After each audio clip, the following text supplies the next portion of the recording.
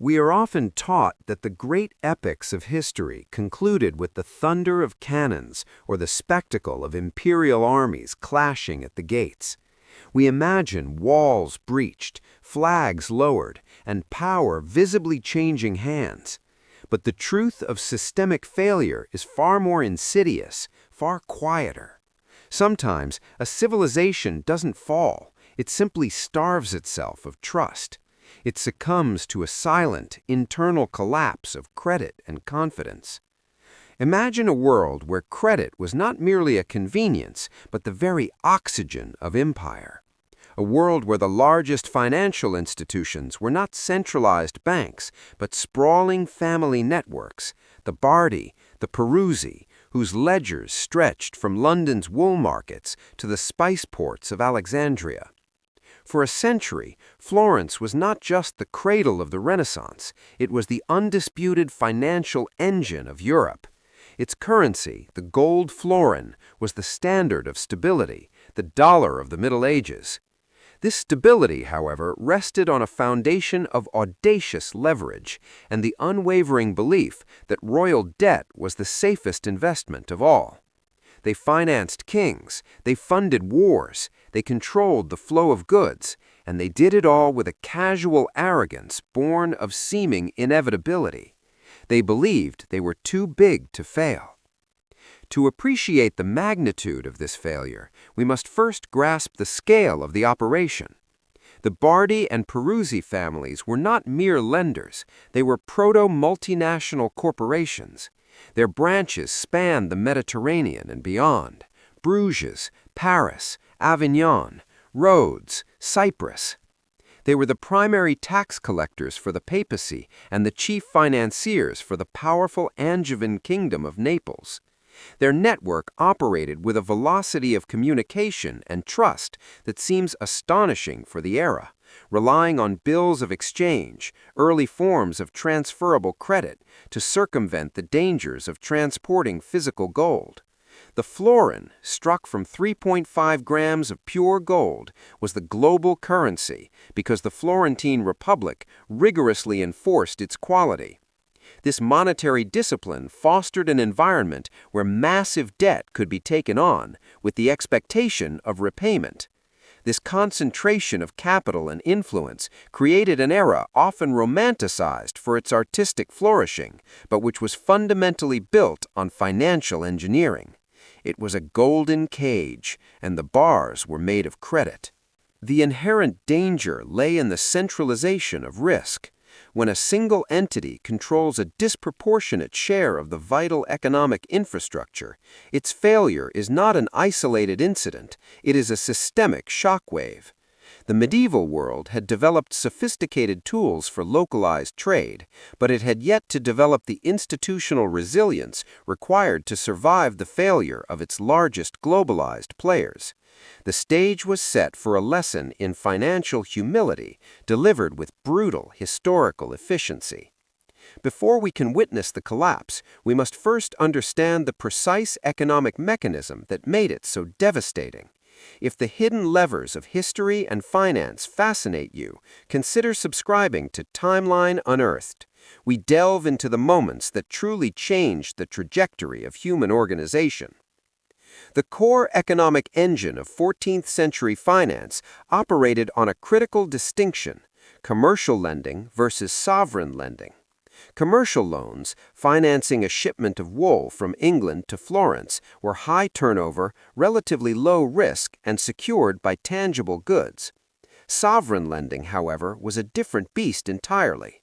These loans were massive, long-term, and secured only by the promise of a distant king, a promise often backed by the rights to future taxation or mineral revenues. The profit margins on these royal loans were astronomical, sometimes reaching 40 or 50%, compensating for the immense political risk. But the scale was intoxicating. The Bardi and Peruzzi families recognized that if you could secure the patronage of a king, you secured a quasi-monopoly on his kingdom's wealth. This created a perverse incentive. The riskier the borrower, the higher the potential reward, and the more capital the bankers were willing to sink into the abyss of royal ambition. In essence, they were privatizing the profits while socializing the potential systemic loss.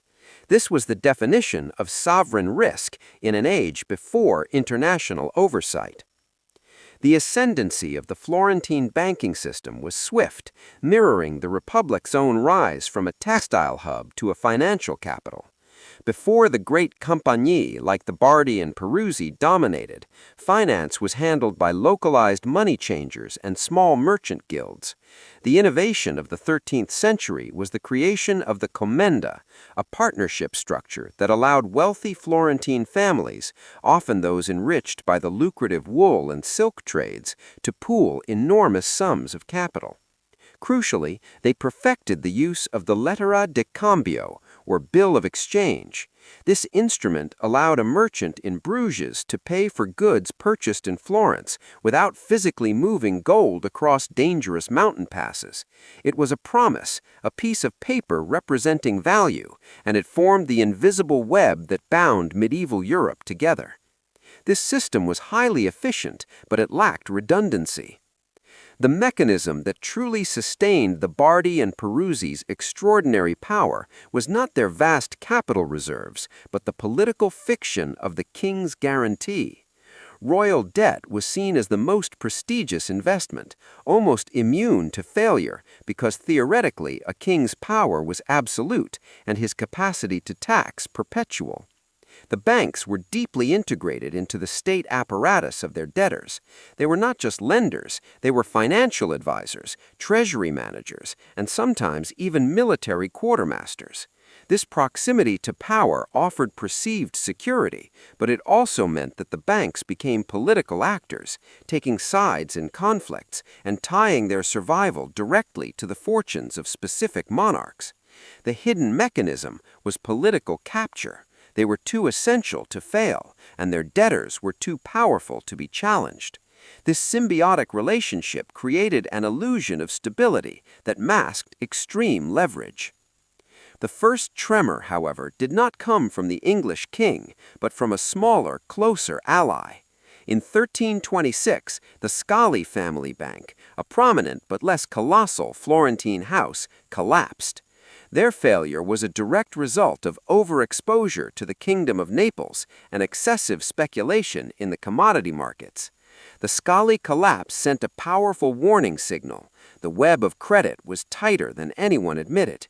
Depositors began to panic, withdrawing funds from other banks, creating a liquidity crunch. The Bardi and Peruzzi, though shaken, were deemed strong enough to weather the storm, and they absorbed some of the Scali's remaining assets. But the incident revealed a fatal flaw in the system, the interdependence of the major players. The financial elite saw the warning, acknowledged the danger, and then, in a stunning display of historical short-sightedness, doubled down on the riskiest bet of all. The crisis truly began to form with the eruption of the Hundred Years' War in 1337. Edward III of England, determined to assert his claim to the French throne, needed unprecedented levels of financing. War, then as now, was the most expensive enterprise on earth. The Bardi and Peruzzi were eager to supply the necessary funds, viewing the conflict as a guaranteed high-yield opportunity.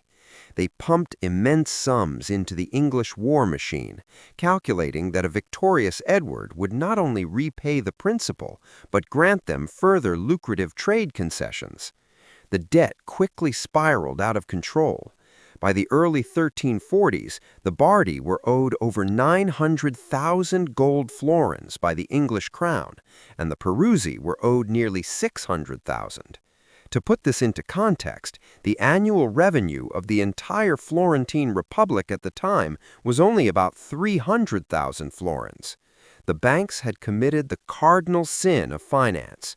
They allowed a single, high-risk client to dominate their entire balance sheet.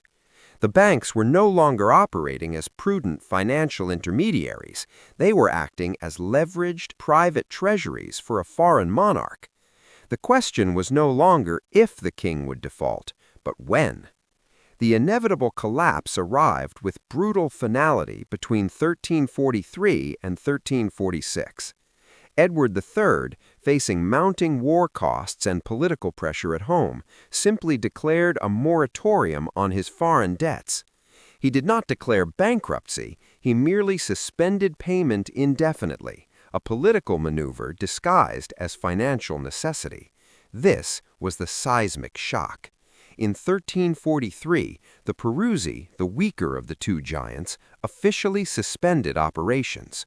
2 years later, in 1345, the Bardi followed suit. The sheer volume of the default was staggering, the equivalent of hundreds of millions, perhaps billions, in modern purchasing power.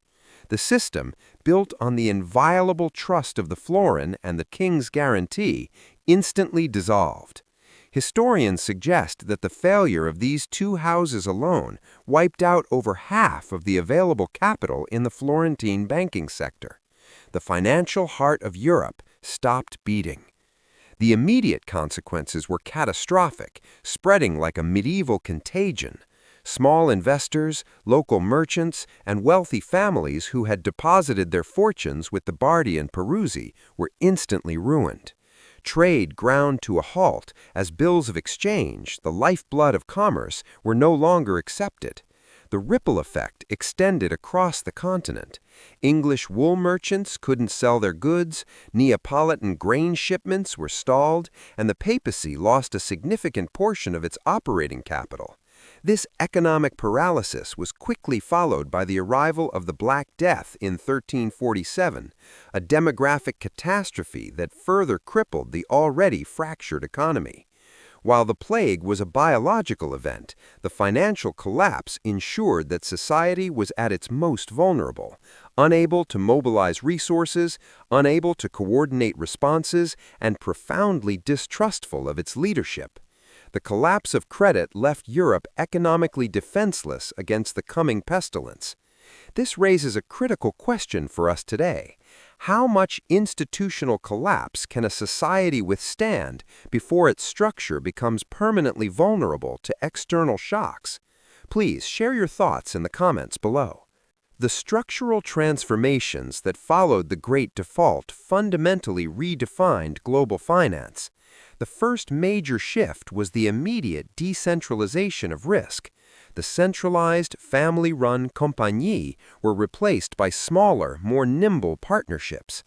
These new banking houses, exemplified later by the rise of the Medici family, implemented strict rules to avoid the Bardi's mistake. They strictly limited the exposure to any single borrower, especially sovereigns, and they diversified their assets geographically and commercially. The second, and arguably most enduring transformation, was the widespread adoption of double-entry bookkeeping. Before the collapse, accounting was often rudimentary. The necessity of tracking complex, interconnected liabilities and assets after the Bardi failure spurred the perfection of this system, which provided transparency and clarity, a necessary antidote to the opaque leverage that had caused the ruin. Financial power also began its slow, inexorable migration north, away from the volatile Mediterranean, toward the more stable, commerce-focused cities of Flanders and later Amsterdam. The lesson was clear. Political stability, not just high returns, was the foundation of enduring financial dominance. The legacy of the 14th century Florentine collapse is not confined to dusty history books. It is woven into the fabric of modern finance. Every time a government or regulatory body discusses the concept of too big to fail, they are echoing the ghosts of the Bardi and Peruzzi. The core problem remains the same: the moral hazard created when the largest financial institutions believe their political importance guarantees their survival. Furthermore, the crisis established the enduring danger of sovereign debt. From the debt crises of emerging markets in the late 1900s to the European sovereign debt crisis in 2010, the moment a powerful debtor decides their political survival outweighs their financial obligation, the global system trembles. We are still grappling with the institutional challenge of holding sovereign debtors accountable without triggering a global panic. What historical precedent do we continue to ignore in our management of global interconnected risk? This historical event provides a stark reminder that innovation in finance, like the bill of exchange, is a double-edged sword. It increases efficiency, but also magnifies the scale of potential disaster. Ultimately, the collapse that changed the way the world works was not a battle lost, but a confidence betrayed. It was a demonstration that the true capital of any economic system is not gold, but trust. When the trust in a king's promise fails, the entire structure of exchange disintegrates. The 14th century crisis forced a brutal, necessary institutional evolution, compelling future generations of financiers to adopt prudence, transparency, and diversification, lessons often forgotten in times of unprecedented prosperity, only to be violently relearned during the next systemic shock. The story of the Bardi failure is the story of human nature, the perpetual temptation to leverage ambition beyond the limits of reality. We build magnificent financial towers, certain of our ingenuity, only to discover that the foundations are always and forever made of human expectation. Consider what lessons from this silent collapse are most relevant to today's financial landscape. Share your reflections in the comments below. If these themes of hidden history and financial evolution fascinate you, consider subscribing to Timeline Unearthed to follow our next documentaries. We are committed to uncovering the pivotal moments that shaped the world we inhabit. Whereas the immediate aftermath of the financial cataclysm saw a desperate scramble for liquidity and survival, the long-term institutional response was a slow, deliberate recalibration of power and risk management that fundamentally altered the relationship between private capital and public stability. The realization dawned that commerce, the engine of city-state wealth, needed to be shielded from the absolute, often reckless whims of individual financial magnates. This required the creation of institutional firewalls where none had previously existed. The Florentine Republic, determined to restore shattered internal confidence and stabilize its own finances, pioneered new mechanisms for capital channeling. The most significant of these was the development of formalized public debt funds, generally known as the Monti. These instruments served as a crucial buffer, providing a safer harbor for the accumulated wealth of the citizenry. By diverting capital into state-managed, often lower-yield but more secure bonds, the Republic successfully reduced the reliance of private wealth on the volatile, high-stakes proprietary ventures of the giant merchant houses. This action effectively separated a portion of the nation's savings from the speculative risks inherent in international high finance, marking an early, if unintentional, step toward modern capital market regulation.